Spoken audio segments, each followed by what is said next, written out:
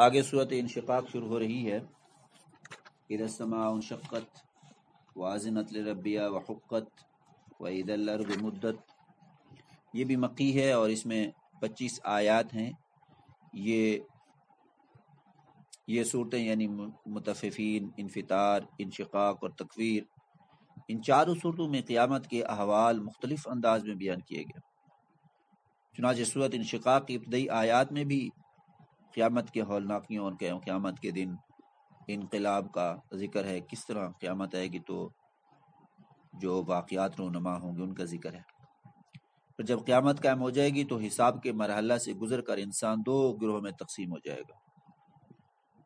ایک وہ گروہ جن کا اعمال نامہ ان کے دائیں ہاتھ میں دیا جائے گا، فما من اوتی کتابہ بیمینہ فسوف یحاسب حسابا یسیرا، اور بعض کا اعمال نامہ پیٹھ کے پیچھے سے دیا جائے گا۔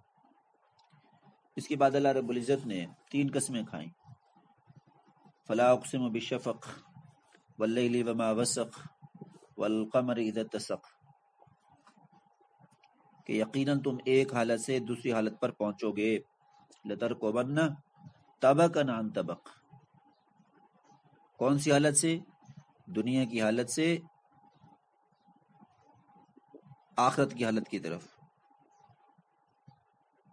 یعنی قیامت کے دن تمہیں مختلف مصائب اور مراحل کا سامنا کرنا پڑے گا، اور ہر اگلا مرحلہ پہلے مرحلے سے شدید تر ہوگا۔ البتہ وہ لوگ ان مصائب اور مختلف عذابوں سے محفوظ رہیں گے جو ایمان لائے اور جنہوں نے نیک اعمال کیے۔ الا الذين امنوا وعملوا الصالحات لهم اجر غیر ممنون۔ آگے سورۃ بروج شروع ہو رہی ہے، یہ مکی ہے، اس میں 21 آیات ہیں۔ اس سورت کی ابتدا میں اللہ نے 3 قسمیں کھا کر فرمایا، والسماء ذات البروج والیوم الموعود وشاہد ومشہود، 3 قسمیں کھائیں، آسمان کی، قیامت کے دن کی، اور حاضر ہونے والے اور حاضر کیے ہوئے کی۔ اور پھر فرمایا قتل اصحاب الاخدود، کہ خندقوں والے ہلاک کیے گئے۔ صحیح مسلم شریف کی روایت میں آتا ہے کہ خندقوں والے قصے کی نسبت حمیر کے بادشاہوں میں سے آخری بادشاہ ذو نواس یہودی کی طرف کی گئی، جو مشرک تھا، اور اس نے ایسے 20,000 افراد کو خندقوں میں ڈال کر زندہ جلا دیا تھا۔ مسلمانوں کے لیے خندقیں کھودی گئیں اور بڑے بڑے گڑھے کھودے گئے اور اس میں آگ جلائی گئی اور مسلمانوں کو اس میں جلایا گیا۔ جو مسلمان اس وقت جناب سیدنا عیسیٰ علیہ السلام کی عبادت، عیسیٰ السلام پر ایمان لا کر جو ہے وہ عیسائی بن گئے تھے، عبادت تو اللہ کی کرتے تھے، اور انہوں نے خدا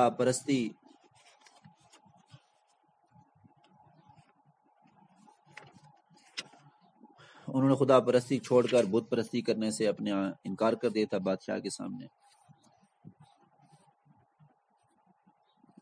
اس طرح ایک واقعہ بھی منقول ہے کہ ایک نوجوان لڑکے کی استقامت دیکھ کر ہزاروں لوگوں نے ایمان قبول کر لیا، اور بادشاہ وقت کے دھمکیوں کے باوجود وہ ایمان سے باز نہ آئے، تو پھر ان سب کو خندق میں ڈال دیا گیا اور وہاں ان کو خندق میں آگ جلا کر ان کو جلایا گیا، ان کو، جس پر یہ سورت کا اس سورت کے اندر اس واقعے کا تذکرہ ہے۔ اگر تاریخ کا مطالعہ کیے تو ایسے کئی واقعات کا پتہ چلتا ہے جب مذہبی اور نظریاتی اختلافات کی بنا پر مخالفین ایک دوسرے کو زندہ جلا دیتے ہیں۔ آج کی دنیا جسے اپنے مہذب اور ماڈرن اور ترقی یافتہ ہونے پر بڑا ناز ہے، اور مسلمانوں پر ڈیزی کٹر جیسے خطرناک ترین بمبوں کے ساتھ بارش کی جا رہی ہے۔ شام کو دیکھ لیں، فلسطین کو دیکھ لیں، عراق کو دیکھ لیں، کشمیر کو دیکھ لیں، اور اسی طریقے سے افغانستان کو دیکھ لیں، لیبیا، لبنان کو دیکھ لیں۔ دیکھتے ہی دیکھتے پوری کی پوری بستی اور شہر کو جلا کر راکھ کر دیتے ہیں۔ اب اس وقت میں بھی شام کے شہر ادلب کے اندر شدید ترین بمباری شروع ہے، اور سوشل میڈیا پہ تصاویریں وائرل ہیں جس میں ایک تباہ حال گھر کی چھت پر ایک گھر کے باسی زخمی حالت میں روزہ افطار کر رہے ہیں۔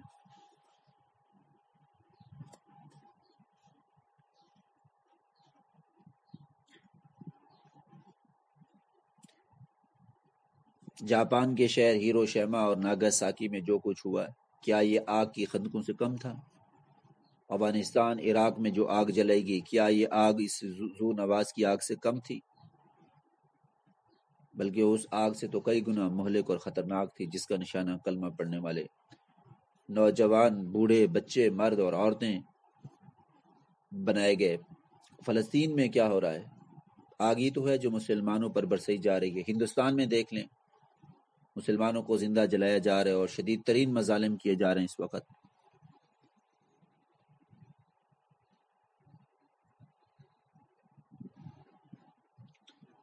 ایسے لوگوں کو وعید سنائی گئی ہے کہ جن لوگوں نے مسلمان مردوں اور عورتوں کو ستایا پھر توبہ نہیں کی تو ان کے لیے جہنم کا عذاب اور جلنے کا عذاب ہے۔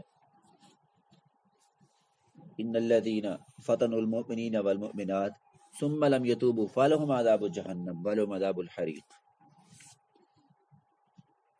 سورت کے اختتام پر اللہ کی عظمت اور انتقام کی قدرت کا بیان ہے کہ اللہ کی پکڑ بڑی سخت ہے۔ ان بطش ربک لشدید، جب کسی کو اپنے عذاب کی گرفت میں لے لے تو اسے کوئی چھڑا نہیں سکتا۔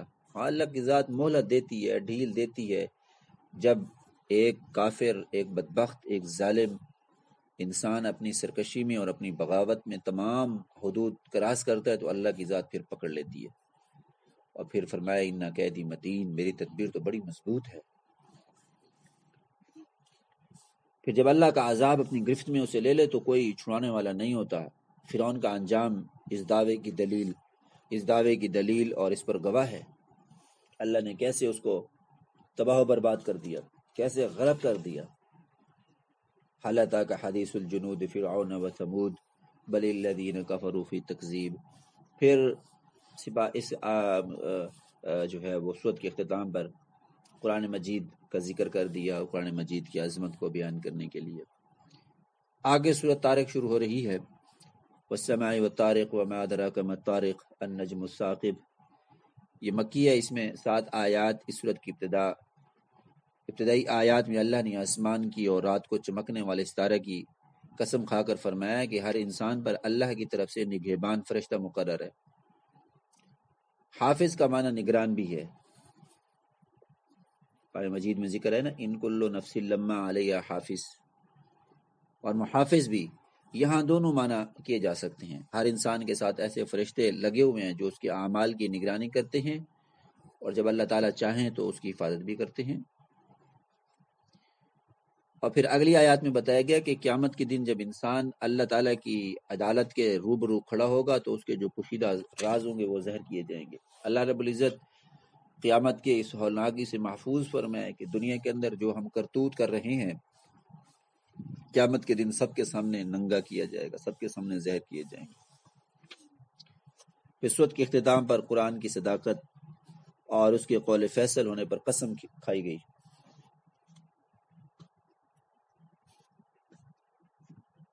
وَالسَّمَاءِ ذَاتِ الرَّجْعِ وَالْأَرْضِ ذَاتِ الصَّدْعِ إِنَّهُ لَقَوْلٌ فَصْلٌ۔ یہ جو قرآن مجید کا قول ہے یہ قول فیصل ہے۔ اور پھر کفار کو یہ وعید سنائی گئی کہ انہم یکیدون کیدا واکید کیدا، کہ یہ اگر اللہ کے ماننے والوں کے خلاف تدبیریں کرتے ہیں، سازشیں کرتے ہیں، اللہ فرماتے ہیں میں بھی تدبیر کر رہا ہوں اور میری تدبیر جو ہے وہ بڑی مضبوط ہے، لہذا ان کو میں خوب ان کو پکڑوں گا اور جہنم میں ڈالوں گا۔ اللہ رب العزت آخرت کے عذاب سے محفوظ فرمائے۔ تو یہاں سورۃ اعلیٰ شروع ہو رہی ہے سورۃ طارق کے بعد۔ یہ مکی ہے۔ سبح اسم ربک الاعلیٰ الذی خلق فسوی۔ اس میں 19 آیات ہیں۔ اس سورت کے 3 اہم مضامین ہیں۔ نمبر 1، ابتدائی آیات میں اللہ کی ذات و صفات کے اعتبار سے اس کی تسبیح و تقدیس کو بیان کرنے کا حکم دیا گیا۔ سبح اسم ربک الاعلیٰ، کہ اس نے انسان کو پیدا کیا، الذی خلق، اور اسے پرکشش صورت سے نوازا، فسوی والذی قدر فہدی، اور سعادت ایمان کا راستہ دکھایا۔ اور دوسرا مضمون یہ سورت قرآن کریم کا ذکر کرتی ہے، فذکر ان نفعت الذکر ونیسرک للیسری، اور اس کے حفظ کے آسان ہونے کی بشارت سناتی ہے۔ نبی کریم صلی اللہ علیہ وسلم کو یہ حکم ہے کہ آپ نفوس کی اصلاح اور اخلاق کی درستگی کے لیے قرآن کے ذریعے نصیحت کیجیے، وذکر، نصیحت کیجیے، کہ جس کے دل میں خوف خدا ہوگا وہ ضرور نصیحت قبول کر لیں گے۔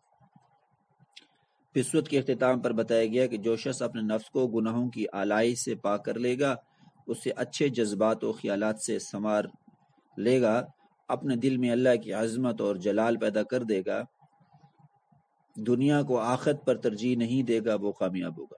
یہ وہ اصول ہیں جو تمام صحیفوں میں اور تمام شریعتوں میں بیان ہو چکا ہے۔ ان ھذا لفی الصحف الاولی صحف ابراہیم و موسیٰ۔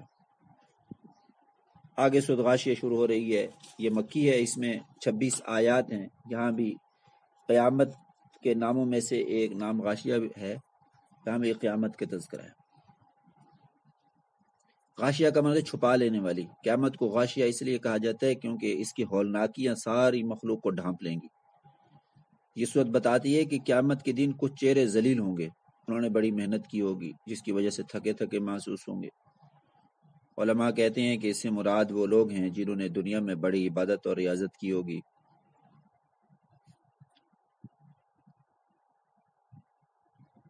لیکن چونکہ ان کے عقائد صحیح نہیں تھے اس لیے یہ عبادت ان کے کسی کام نہیں ہے۔ عقیدہ بہت بڑی چیز ہے۔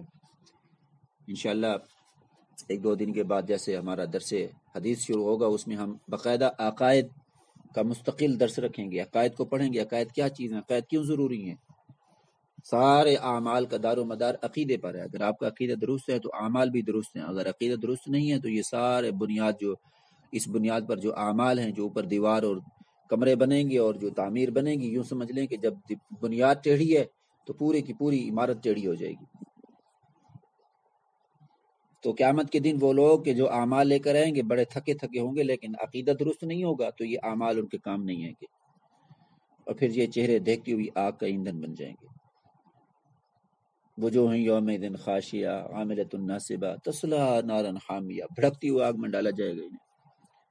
اور بعض چہرے جو ہے بڑے تر و تازہ ہوں گے، یہ وہ چہرے ہوں گے جنہوں نے دنیا میں صحیح رخ پر محنت کی ہوگی، ان کے عقائد میں باطل کی آمیزش نہیں ہوگی، ان کا مسکن بلند و بالا جنتیں ہوں گی۔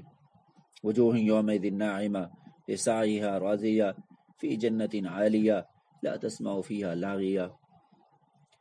دوسرا اہم مضمون جو اس وقت میں بیان ہوا ہے وہ رب العالمین کی وحدانیت کے تکوینی دلائل ہیں، جن میں سے ایک اونٹ ہے جسے صحرائی جہاز بھی کہا جاتا ہے۔ وہ لمبا اس کی قد لمبا ہوتا ہے، لیکن اتنے لمبے اور طویل القامت طویل الجسامت ہونے کے باوجود اس کی نکیل کو بچہ پکڑ لیتا ہے، جہاں چاہے لے جاتا ہے۔ اس کا صبر کا یہ حال ہے کہ 10 دن تک پیاس بھوک برداشت کر لیتا ہے۔ تو اللہ فرماتے ہیں افلا ینظرون الی الابل، دیکھیں ہم نے کیسا پیدا کیا، کیف خلقت، اس کی غذا سادہ ہے، ایسی جھاڑیوں سے پیٹ بھر لیتا ہے جنہیں کوئی بھی چھپایا کھانا گوارا نہیں کرتا۔ پھر ان دلائل میں بلند و بالا آسمان بھی ہے، وإلی السماء کیف رفعت، جو بغیر ستونوں کے کھڑا ہے۔ پھر زمین کے بارے میں فرمایا وإلی الارض کیف سطحت، کیسے اسے بچھایا گیا، اس پہ چلنا آسان، کھیتی باڑی کرنا بھی آسان۔ پہاڑ ہیں جو زمین کو زلزلوں کی زد میں آنے سے بچاتے ہیں۔ وإلی الجبال کیف نصبت، کیسے پہاڑوں کو اس پہ نصب کیا گیا۔ منکرین توحید کو ان دلائل کی طرف متوجہ کرنے کے بعد اللہ نے اپنے نبی صلی اللہ علیہ وسلم کو حکم دیا کہ آپ کے ذمہ صرف نصیحت کرنا ہے، آپ اپنی ذمہ داری ادا کر دیجئے، پھر ان کا معاملہ اور حساب ہم پر چھوڑ دیجئے۔ اور پھر اس پر سورۃ غاشیہ کا اختتام ہوتا ہے اور آگے سورۃ فجر شروع ہو رہی ہے۔ والفجر وليال عشر والشفع والوتر، یہ مکی ہے، اس میں 30 آیات۔ اس سورت کی ابتدا میں 4 قسمیں کھائی گئی ہیں، فجر کی قسم، 10 راتوں کی قسم، والشفع والوتر، جفت کی قسم اور طاق کی قسم، واللیل اذا یسر، اور رات کی قسم جب وہ چلے، هل فی ذلک قسم لذی حجر، کہ کفار پر اللہ کا عذاب واقع ہو کر رہے گا 4 قسمیں کھانے کے بعد فرمایا۔ اس کے بعد سورہ فجر میں 3 اہم مضامین ذکر کیے گئے، قوم عاد، قوم سمود اور فرعون جیسے متکبر اور فسادیوں کے قصے جو ہم پیچھے تفصیلاً پڑھ چکے ہیں، جو اپنی سرکشی اور جرموں کی وجہ سے اللہ کے عذاب کے مستحق ٹھہرے۔ نمبر 2، اللہ کی سنت اور دستور یہ ہے کہ وہ دنیا کی زندگی میں انسان کو خیر و شر، مالداری اور تنگ دستی، بیماری اور صحت جیسی آزمائشوں میں مبتلا کرتا ہے۔ انسان کی طبیعت ایسی ہے کہ وہ اپنے رب کے فضل اور احسان کا شکر ادا نہیں کرتا، اور اللہ کا جو دیا ہوا مال اس کے پاس ہے، اللہ کی راہ میں خرچ نہیں کرتا، وہ مال کی محبت میں بڑا حریص ہے، اس کا پیٹ بھرتا ہی نہیں ہے۔ میں نے پچھلے اسباق میں یہ آپ کو بتایا تھا کہ اللہ تعالیٰ نے ایمان والوں کے لیے 8 صفات بیان کی، ان میں سے ایک صفت یہ بیان کی والمتصدقین والمتصدقات، اللہ کے راستے میں صدقہ کرنے والے مرد اور اللہ کے راستے میں صدقہ کرنے والی عورتیں۔ آج کے دن، آج کل کے جو معروضی حالات ہیں، اس میں صدقہ کرنا بڑا ثواب ہے۔ لاک ڈاؤن ہے، لوگ مختلف مشکلات میں ہیں، شدائد اور مصائب اور مصیبتوں کی وجہ سے لوگ خودکشیاں کرنے پر مجبور ہے۔ اللہ قیامت کے دن سوال کریں گے ہم سے، میں بھوکا تھا، میری بھوک مجھے میرا خیال نہیں کیا۔ اللہ قیامت کے دن انسان اللہ سے کہے گا یا اللہ آپ کیسے بھوکے تھے، آپ تو اس سے بھوک سے منزہ ہیں۔ فرمایا میرا فلاں بندہ بھوکا تھا، فلاں بندہ مشکلت میں تھا، فلاں بندہ بیمار تھا، فلاں کو تکلیفیں تھیں، فلاں کے گھر میں بھوک اور پیاس تھی، بے بسی تھی، آپ نے کیا خیال کیا؟ اس لیے اپنے آس پاس لوگوں کا دیکھیں، غریب لوگوں کے ساتھ مدد کریں۔ اور تیسرا جو اہم مضامین بیان ہوا ہے وہ زلزلے اور ہولناک قیامت کے جو حالات پیش آئیں گے ان کا ذکر کرتے ہوئے بتایا گیا کہ انسان 2 قسم میں تقسیم ہو جائیں گے، جو بدبخت ہوں گے اللہ کے غضب کے حقدار ہوں گے، اور جو نیک ہوں گے جسے نفس مطمئنہ کہا جاتا ہے، نفس مومن، وہ اپنے رب کی طرف لوٹنے اور جنت میں داخل ہونے کے لیے داخل ہوں گے۔ اور اللہ فرمائے گا اسے یا ایتھا النفس المطمئنہ، اے نفس مطمئنہ ارجع الی ربک، اپنے رب کی طرف لوٹ جائیے، جنت میں داخل ہو جائیے۔ اللہ قیامت کے دن ہمیں بھی نفس مطمئنہ میں سے بنا دے اور جنت کے میں داخل ہونے کا ذریعہ اور جنت میں داخل ہونے کا سبب بنا دے ہمارے لیے، اور اللہ تعالی ہمیں گناہوں سے محفوظ فرمائے اور ہماری زندگیوں کو اپنے کام میں، اپنے دین میں، اپنے احکام کے مطابق ڈھال دے، اور رسول اللہ صلی اللہ علیہ وآلہ وسلم کی سنتوں پر عمل کرنے کی توفیق عطا فرمائے۔ وآخر دعوانا الحمد للہ رب العالمین۔